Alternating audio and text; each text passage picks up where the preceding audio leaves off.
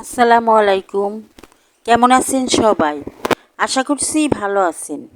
আজকে আমার রেসিপি হলো কাঁঠালের বিচির ভর্তা। আশা করছি রেসিপিটি আপনাদের ভালো লাগবে।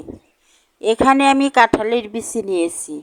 এই বিচিগুলো আমি এখন ভালো করে ছিলে ধুয়ে পরিষ্কার করে নিব। বিচিগুলোকে ছিলে নিলাম, এখন ভালো করে ধুয়েও নিলাম। এখন সেদ্ধ করার জন্য আমি চুলায় চলে গেলাম। বিচিগুলো আমি চুলায় সেদ্ধ করার জন্য দিয়ে দিলাম। এখন এর মধ্যে আমি পরিমাণ মতো লবণ দিয়ে দিলাম, কয়েকটা কাঁচামরিচ দিয়ে দিলাম। এখন আমি এই বিচিগুলা ভালোভাবে সেদ্ধ করব।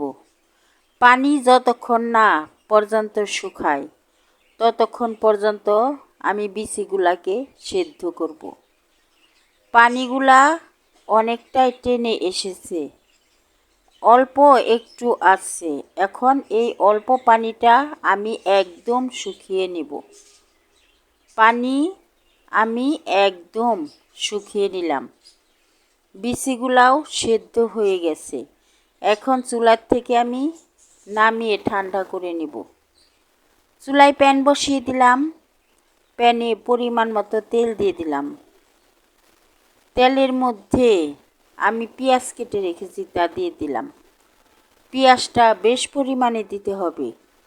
এই পেঁয়াজটা আমি বেরেস্তা করে নিব।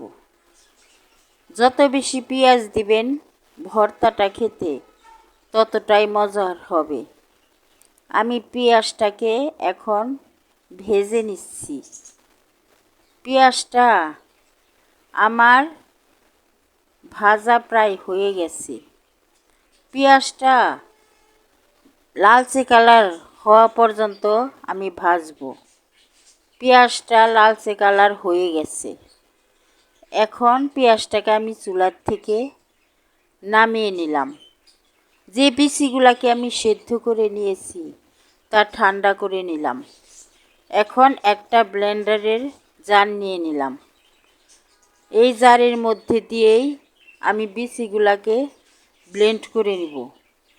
আপনারা চাইলে পাটায় বেটেও বিচি ভর্তাটা করে নিতে পারবেন, কিন্তু আমি ব্লেন্ডারে ব্লেন্ড করে বিচিগুলাকে ভর্তা করে নিব। বিচিগুলা আমি ব্লেন্ডারের জারের মধ্যে দিয়ে দিলাম মরিচ সহ। এখন এই জারটা আমি ঢাকনা দিয়ে ঢেকে দিলাম। বিচিগুলা ব্লেন্ড করে নিলাম। এখন যে পেঁয়াজটা আমি বেরেস্তা করে রেখেছি তা নিয়ে নিলাম। এই পেঁয়াজের মধ্যে বিচিগুলাকে আমি ঢেলে দিলাম, ব্লেন্ড করা বিচি। এখন হাত দিয়ে ভালো করে চটকিয়ে চটকিয়ে আমি বিচিগুলাকে ভর্তা করে নিতেছি। অনেকেই কাঁচা পেঁয়াজ দিয়ে ভর্তাটা করতে পারেন। যার যেরকম ভালো লাগে সেইভাবে ভর্তা করে খেতে পারেন। আমার ভর্তাটা করা হয়ে গেছে।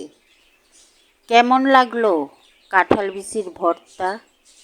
যদি ভালো লাগে তাহলে আমাকে লাইক, কমেন্ট এবং শেয়ার করবেন। আল্লাহ হাফেজ।